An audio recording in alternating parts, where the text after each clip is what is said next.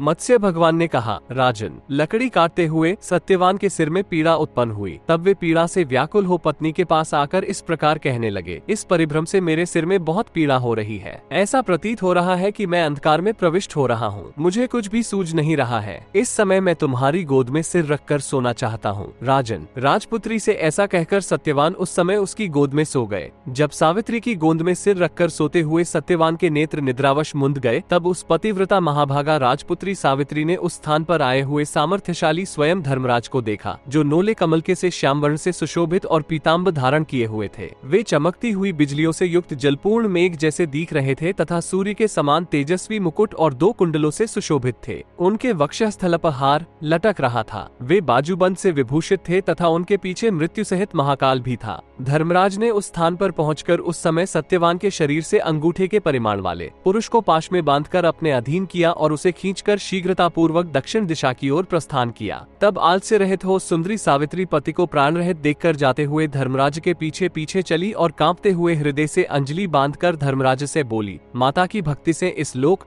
पिता की भक्ति से मध्यम लोक और गुरु की शुश्रूषा से ब्रह्मलोक की प्राप्ति होती है। जो इन तीनों का आदर करता है उसने मानो सभी धर्मों का पालन कर लिया, तथा जिसने इन तीनों का आदर नहीं किया उसकी सारी सत्क्रियाएं निष्फल हो जाती है। जब तक ये तीनों जीवित रहें, तब तक किसी अन्य धर्म के पालन की आवश्यकता नहीं है। उनके प्रिय एवं सुख के कार्यों में तत्पर रहकर नित्य उनकी शुश्रूषा करनी चाहिए। उनकी यदि कभी परतंत्रता भी स्वीकार करनी पड़े तो वो सब मन वचन कर्म द्वारा उन्हें निवेदित कर देना चाहिए। सावित्री बोली, स्त्रियों का पति ही देवता है, पति ही उसको शरण देने वाला है, इसलिए साध्वी स्त्रियों को प्राणपति प्रियतम का अनुगमन करना चाहिए। पिता, भाई तथा पुत्र परिमित संपत्ति देने वाले हैं, किंतु पति अपरिमित संपत्ति का दाता है। भला ऐसे पति की कौन स्त्री पूजा नहीं करेगी। सुरोत्तम, आप मेरे पति को जहाँ ले जा रहे हैं अथवा स्वयं जहाँ जा रहे हैं वहीं मुझे भी यथाशक्ति जाना चाहिए। देव, मेरे प्राणपति को ले जाते हुए आपके पीछे चलने में यदि मैं समर्थ न हो सकूंगी तो प्राणों को त्याग दूंगी। जो कोई मनस्विनी स्त्री वैधव्य धर्म से दूषित